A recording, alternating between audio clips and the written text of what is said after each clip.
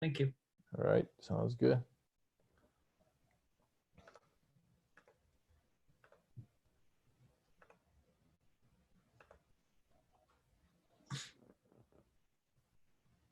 All right. Hey, everybody. Welcome back at another Basketball Embassy Coaches Clinic. It is my pleasure to welcome Coach David Love here. Coach was a long-time NBA coach. He specialized in shooting and shooting development. And today we're going to be talking about shooting development. And I'm excited to see what Coach got for us. And first of all, I would like to thank Coach for taking his time and coming on. And I really appreciate you, taking your time to talk to us and help us to get better, especially during these times. So I'm definitely thankful for that, Coach. Well, my pleasure. Thank you for providing this platform for us all to share and learn from each other. And so I'm looking forward to getting going myself. Absolutely. So let's get to it. All right, perfect. So I'll get into, I'm just going to share my screen. Oh, Coach, can you give me access to sharing the screen? Yes, absolutely. I did not even know it's off, so give me 1 second.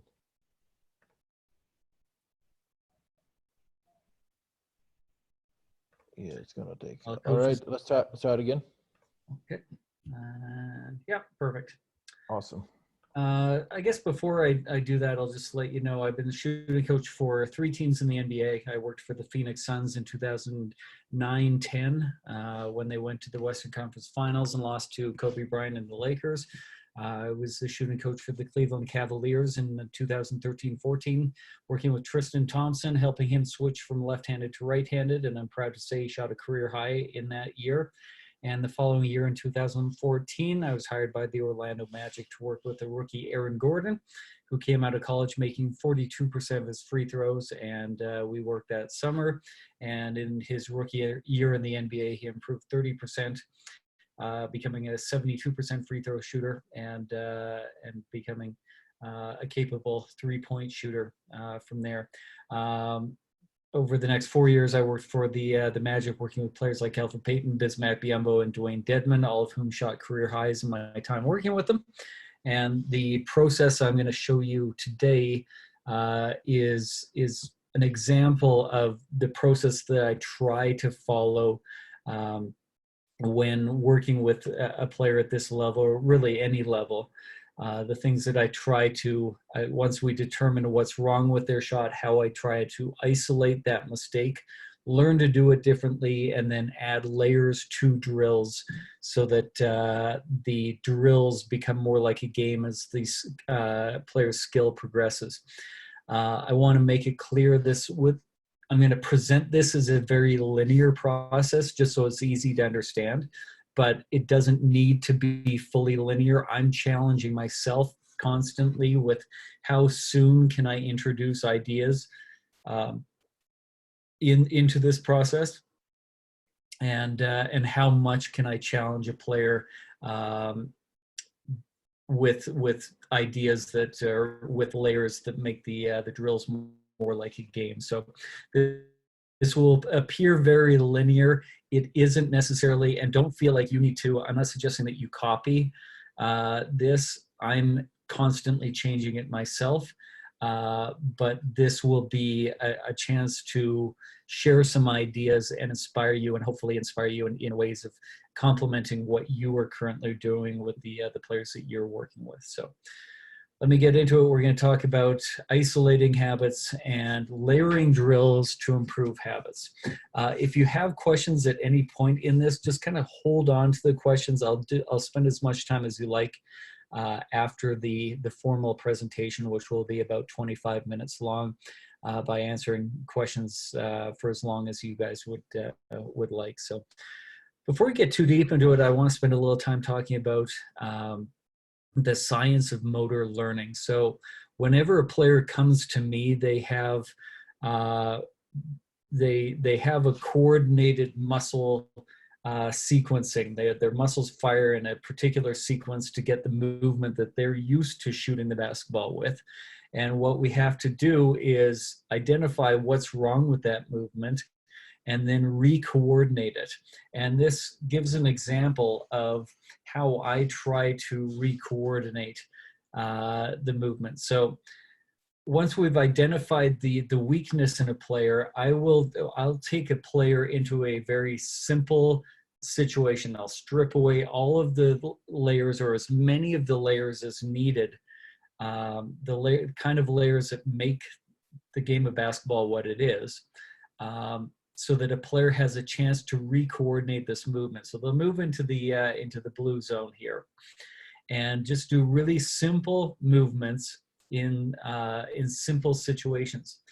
As they get better at coordinating that movement, then I start to introduce variability and move through the green zones, adding variability that will occur in games, or more difficult than what will occur in games, until they're able to execute this muscle sequencing in the performance stability training in the red zone, which is basically a game situation, or a game itself.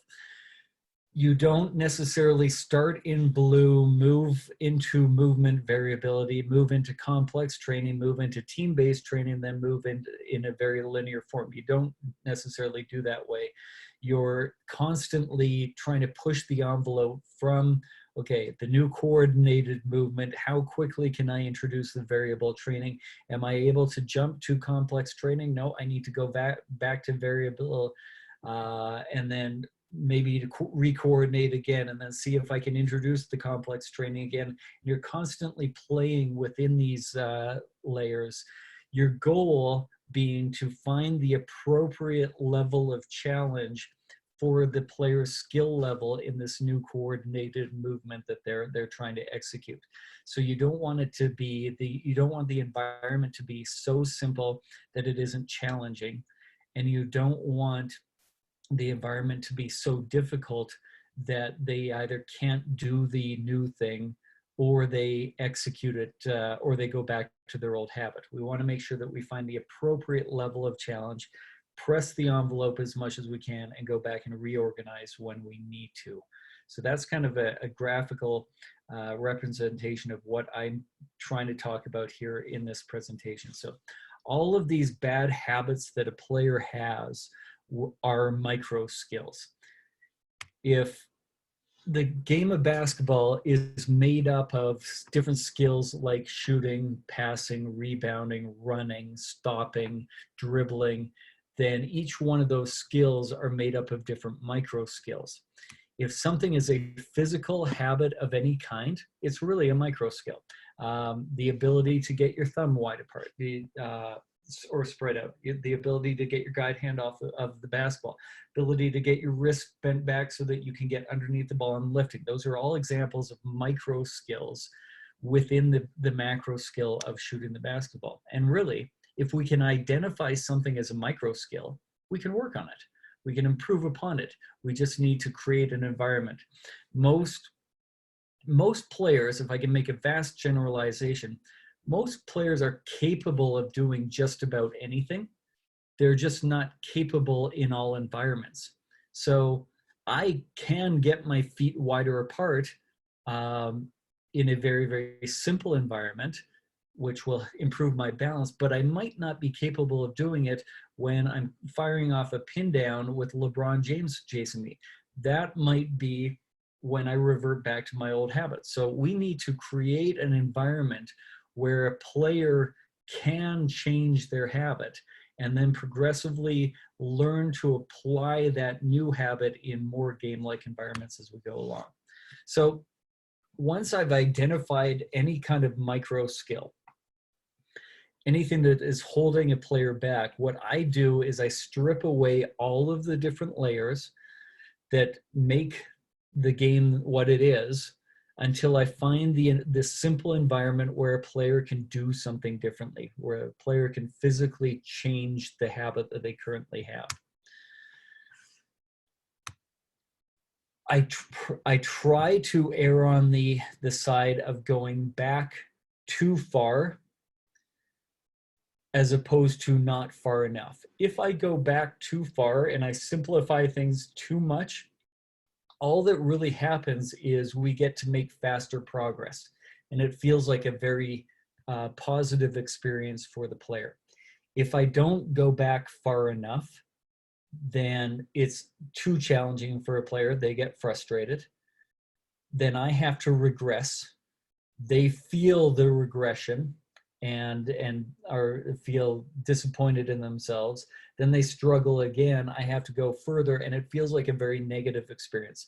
So I always err on the side of making things way too simple in the beginning, and then building on it as quickly as I'm capable of. So what a simple environment will be, what it will look like, is stand very close to the hoop, slow down as much as needed, be stationary, not have to worry about catches or dribbles or passes or anything, not have to worry about defenders and decisions. It may be as simple as just stand close to the hoop. And then I want to make sure that I give the player time to get comfortable with this new skill.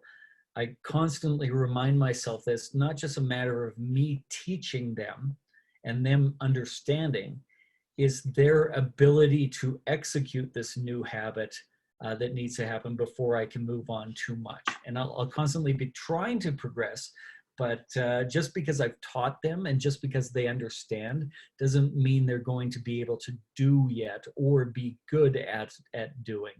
And so just always trying to keep that in mind, that I may have to stay in a simple environment longer than just the time that it takes for them to understand. So first thing, it will just, it's really simple environment, really isolating the skill.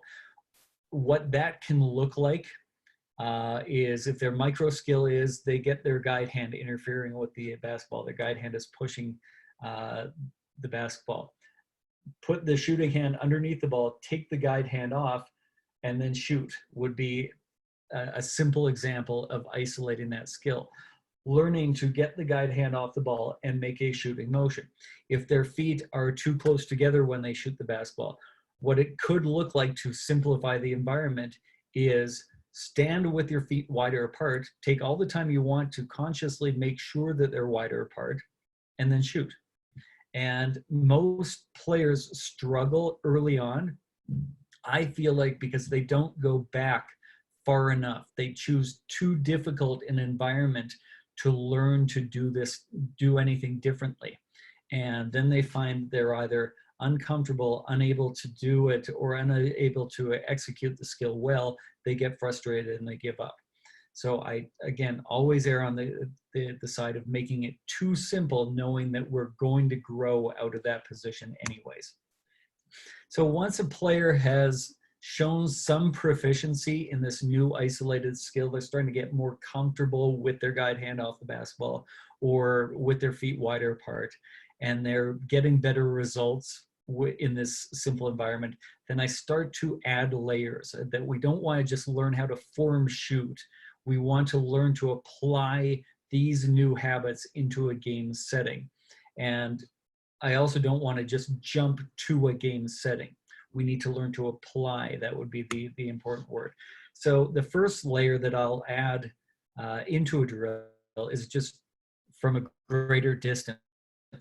If most of my players at the NBA level, when they're learning a new micro skill, will start sort of in the 9 to 10 foot from the basket range at the bottom of the jump circle, halfway back to the free throw line. And we'll learn in that controlled environment how to get comfortable and get better at this new little skill that is different and feels uncomfortable to them.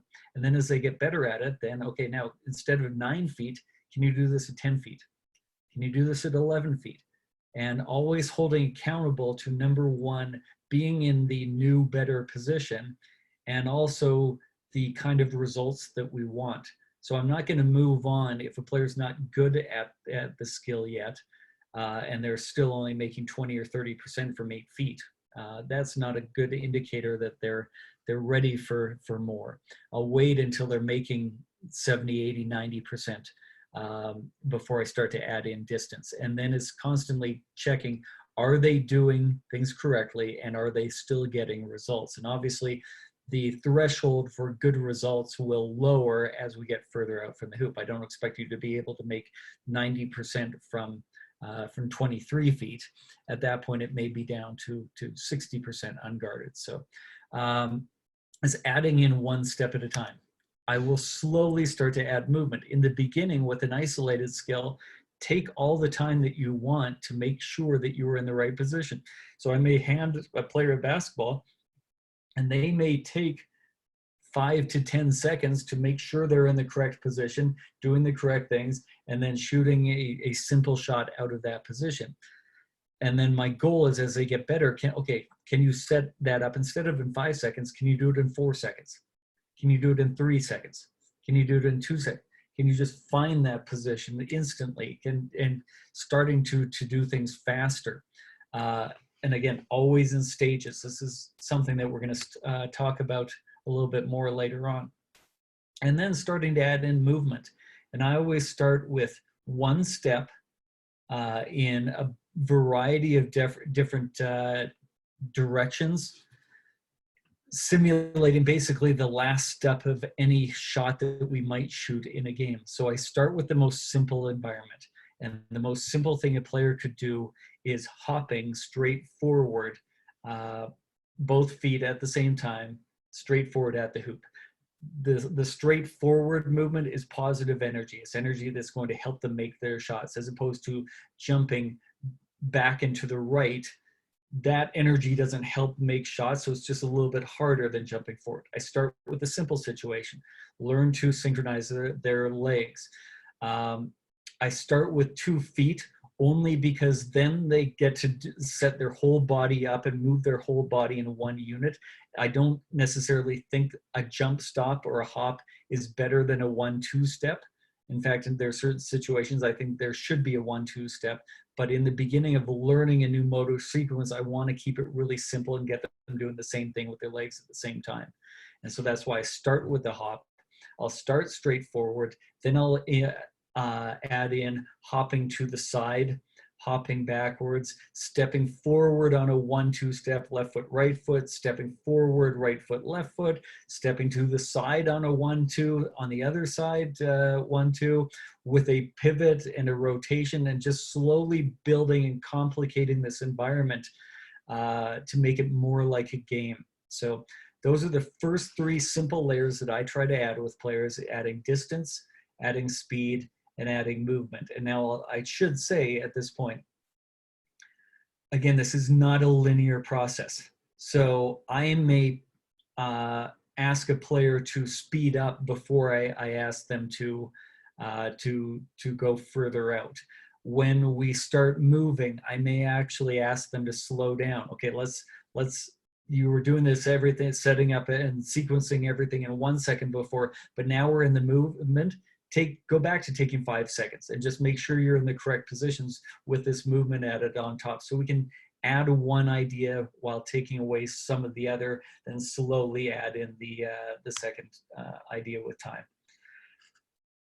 Once we've added movement, speed, and distance, then I want to try and add in some of the things like dribbles and catches that occur in games. And again, this can get a little bit more complicated, especially with young players, because the catching and dribbling are themselves skills made up of their own micro skills. And what a lot of young players do is they forget that we're practicing the micro skill within shooting, and they think we're just practicing the dribble or the catch. And so you have to constantly remind players, even though we're adding this, we're not just working on the catch or the dribble or the shot in this situation. We're working on the skill or the micro skill within these skills in these situations. So I always try and start with catches and dribbles very slowly. And you'll notice that as a common thread as we go through this. A catch, I'll allow a player 5 seconds to get set up before the ball gets in their hands. So I'll ask them to set up their body in a shooting position, and I will roll the ball very slowly so that they have to move 2 steps over to get behind the basketball. And in those 5 seconds that the ball takes to get to them, they have plenty of time to get into the correct positions, remember the micro skill they're working on, and then hopefully focus on executing the micro skill. As they get better at the skills within catching and dribbling, I'll speed up that process. And now the roll becomes a quick roll, becomes a slow bounce pass, becomes a quick bounce pass. And they've gone from having 5 seconds to move and set up to a half second. And so just adding in, and again, I always try and start with the most simple ideas, and then grow from there. And just a reminder, you're not practicing the skill of catching the ball, or you're not only practicing the skill of catching the ball or picking up a dribble, you're practicing the micro skill of the shot. So can you catch the ball and get your guide hand off the ball? Can you move, pick up a dribble, and get your guide hand off the ball? When you're moving to catch a pass, can you get your feet wide? We're remembering what we're working on and not just practicing the situation. So we've added distance, speed, and movement. Then we've added dribbles and catches. And now I want to try and make it more random and much more like a game. And I'm going to add in defenders and decisions. And again, each one of these can occur in stages. With defenders, I'll have a player that I'll tell to guard the shooter, but I just want you to make the cut of the shooter a little uncomfortable. Then break off your defense and allow them to finish the cut, turn their attention to the micro skills that they're working on, and shoot a good shot. I may slow down a lot at this point and okay, guard the cut, then stop, go through some stages of focusing on micro skills and apply into that environment. I'll ask the defender to break off the cut early. I'll ask the defender to guard the entire cut, but then as soon as the player catches the ball, back off, let them shoot. I'll ask the defender to guard the cut and the catch and stay in the area, but don't affect the shot. And then I'll ask the defender to guard the cut and the catch, stay in the area, contest, but don't try and block, to finally live defense, try and block the shot if you can. So just giving the offensive player, giving the shooter a chance to apply these micro skills when they're focusing on defenders. With decisions, I'll start very, very simple, where it's just hands up, hands down. If I pass to you, you have to read the cue that I give to you. If I put my hands up, that's a cue for you to dribble drive. If I put my hands down, that's a cue for you to shoot. And we need to give the players a chance to learn to execute these micro skills when they don't know what's going to happen next. And so many of the drills that we create, the outcome is preordained, that I want you to move like this to this spot and do this. And the player is able to execute the skill in that situation because they know what's going to happen. Then they get into a game where they don't know what's going to happen next. They have to read cues, and all of a sudden the micro skills fall apart. So creating that environment where they can start to make decisions and execute the skills when they're making decisions. So I'll start with just simple hands up, hands down, one hand up, hand out, which is my cue to cut that way. I'll give cues with feet, and I'll give cues with body position. If my shoulder's level with your shoulder, then you're going to spin. If my shoulder's behind yours, continue your cut into a pull-up jump shot. The more we can make these cues that we give when having players make decisions, the more we can make them like a game, the bigger transfer there is going to be. It's fine to have a cue that if I put up one finger, that means go this direction. If I tug my right ear, that means do this. Those are fine. They're better than nothing, but they're not going to help a player read a cue that will occur in a game. So defenders and decisions kind of go hand in hand. Once you're playing more live defense, then that really forces decisions to be made anyway. So within this, play with the layers. So I go back to the beginning for the first 10, 25 shots of each day. I'll isolate the skill that a player is working on, even even 2 years later, just to give them a chance to remember the correct position that they're still working on, so that we're not regressing back to what we used to be. So I'll start with the simple layers in the beginning of a warm-up each day, constantly searching for the appropriate level of challenge. And we hope this is fairly linear, where they get better every single day, but that's not always the case. There are bad days where you may need to go back to more simple things than you've been doing in the previous days, and that's fine. So so play with the layers to find the appropriate level of challenge. Remember, you can add or subtract one layer when you add a new one. And if somebody's doing something new, if for the first time they're moving or moving in a different way, you may want to allow them the time to slow down and concentrate on the new micro skill in that slower environment. And again, use cues that mimic the game as much as you can, and avoid things that aren't really basketball cues. So these are some of the processes that I follow when trying to isolate a skill and building better habits through adding layers.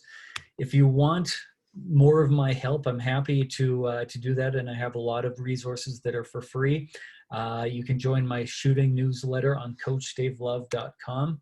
I've got about 80 emails programmed to go out to you over the course of a year to teach some of the ideas and philosophies behind how I teach shooting and basketball. So that's on CoachDaveLove.com, signing up for the newsletter. I also have online products. So my goal here is to inspire you in developing your own process.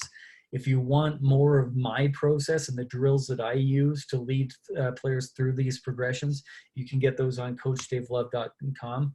I do a video shot analysis where you can submit video of your shot or a player of your shot, and I'll take a look at it and record a 15-minute video breaking down their mechanics back to you. Or I have online workout programs, one for balance, one for guide, hand, and release, and one for arc. Those are the most common bad habits that I keep seeing myself and keep hearing from other people that players struggle with. And so I put together the progression of drills that I use to isolate bad balance, or to isolate guide hand, or to isolate arc, and then the drills that I use to build up and the way I layer drills to improve those habits. So you can get those on CoachDaveLove.com/store. If you use a promo code SocialDistance10, you will save 10% on any of those programs. So that's my way of saying thank you for giving up your team or your time. And then if you, hopefully one day when COVID ends, would like to host a clinic, I do clinics all around the world. And if you would like to host a clinic for your school or your association, you can contact me through my newsletter. So just jump on CoachDaveLove.com. So that brings me to the end of the formal presentation. Coach, how would you like to do questions? Do you want to? All right, yeah. So yeah, I'll just throw them at you. So the first question will be, who was the best shooter that you ever coached, and what can you talk about their work ethic and their habits that they had to develop to become what they are? The great thing about being a shooting coach, and this is the part that I love, is you don't work with the great shooters. Great shooters don't need shooting coaches. So I spend most of my time working with weaker shooters. So when you ask me who's the best shooter you've worked with, they're going to be an average shooter. Now we got from terrible or weak to average, or maybe slightly above average. Players like Aaron Gordon and Dwayne Dedman are the two that jump to mind.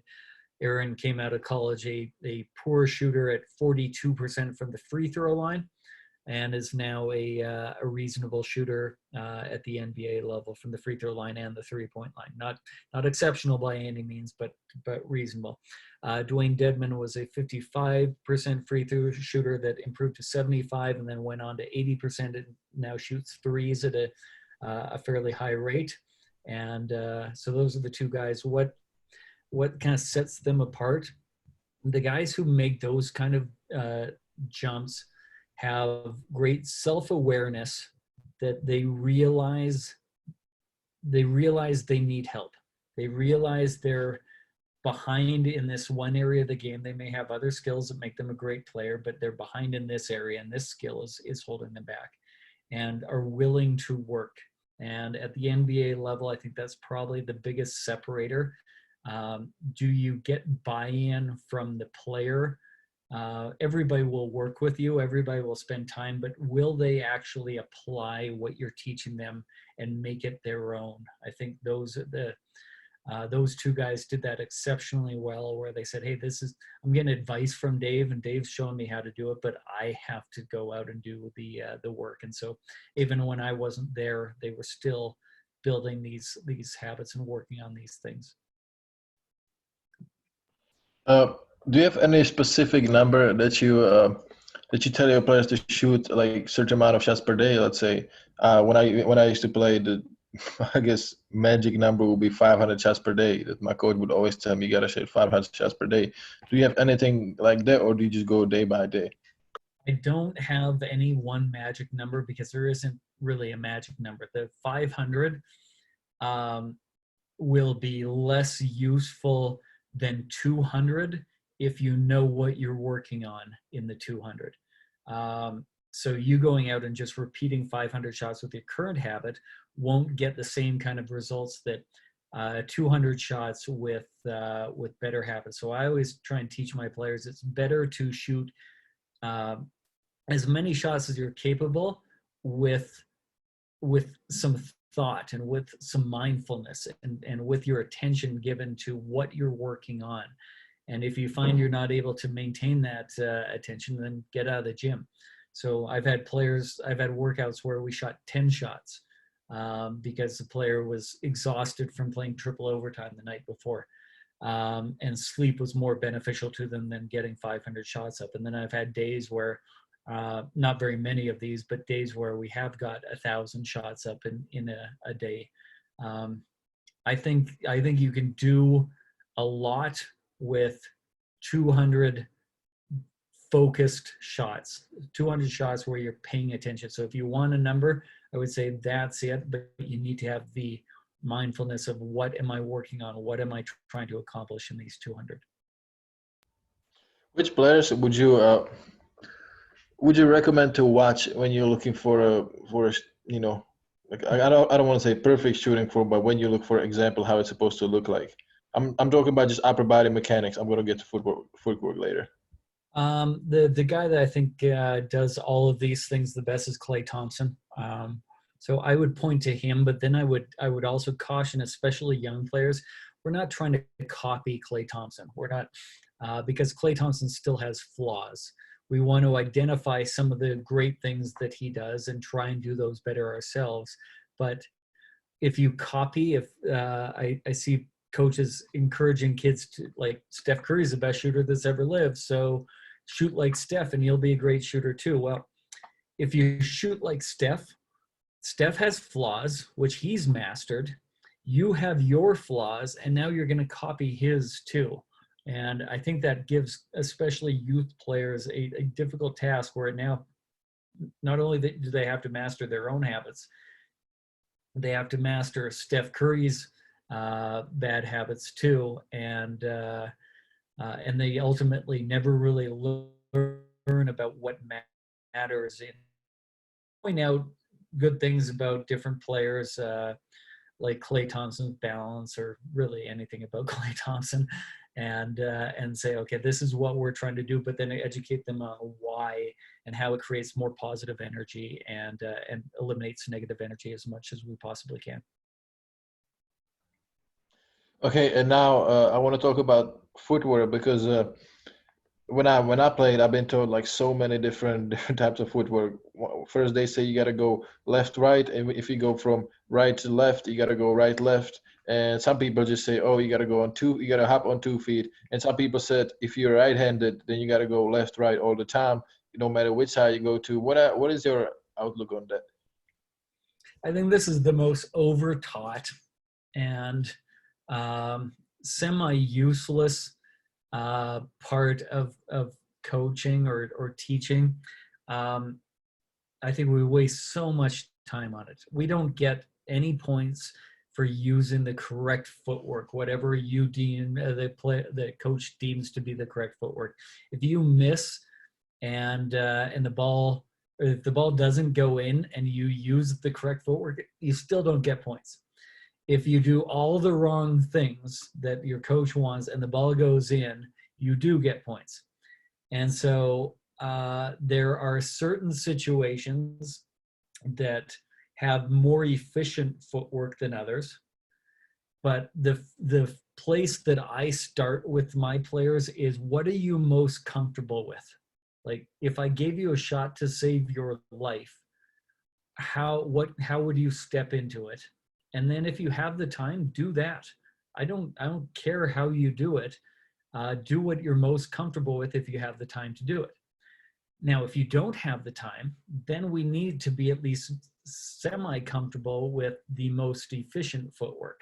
So I think most of us would agree, if we're coming off a pin down with a curl cut, best footwork would probably be an inside foot, outside foot, forward pivot.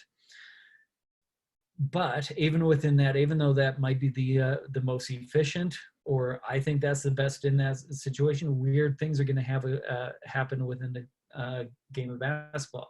So even in that situation, players are going to have to learn to catch on the outside foot because the pass got deflected, and reverse pivot out of that. So I always try and know what is the player most comfortable with. Do that when you're open. Not overteach that part of it. Know what is most efficient in certain situations, do that, and then also be able to do what's least efficient when sometimes that happens in a game. So that's my answer, and I'm sticking to it. What is then there is this question of to dip the ball or not to dip the ball? Yeah, again, kind of one of these arguments that we like to have as coaches, but there is no right or wrong. There's no definitive answer on this. Most players are not capable of shooting the ball from their forehead, or only lifting the ball from wherever they catch from the three-point line.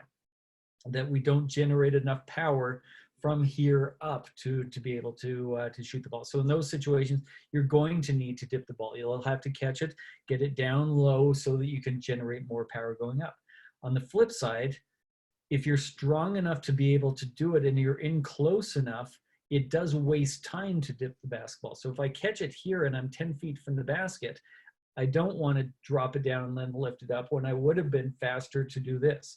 So the dip might be necessary in some situations, in which case, do it. But it isn't necessary in all situations, so don't build the habit of always doing it. There's very few this is right and this is wrong situations in shooting a basketball. There's a lot of gray area in between, and we need to be aware of that as coaches and accepting of that as coaches, so we're not teaching rules that don't exist within the game. Okay, and now there's this this other question of how do you improve the release? Like, how do you make the release quicker? You know, just like Klay Thompson got. I don't necessarily focus on trying to make a release faster. I do try and focus on making it more efficient. So I spend a lot of time with players working on where their set point is, hopefully being able to find their set point in a variety of different situations, and no matter where the ball starts, getting to that same position. And then being shot ready, having the body set up before the ball gets in the hands. I'll focus far more on efficiency, creating straight paths or efficient paths rather than wasting a bunch of time on the ball path, more than I focus on being able to shoot it faster. Focus more on efficiency. Coach, do you ever use video? Do you ever use game film to, you know, help your players to improve their shot, and also shot selection? And if you do, then how? I do use some of it. I don't do a lot of it per se, because every shot in a game is, not every, but a lot of shots in games are flawed. And so you can easily get into nitpicking a player and say, well, look, you did this poorly and you did that poorly. And they say, yeah, but Kawhi Leonard was guarding me. And there's some validity in that. So I'll use video more about once a week over the course of a week to show, okay, here's what we're working on. Here's the situations that you executed it well. This shot, you can see you did not exit, your feet got really close together, or whatever the bad habit that player is working on. Just sort of point out, this is why we're going to continue to work on it.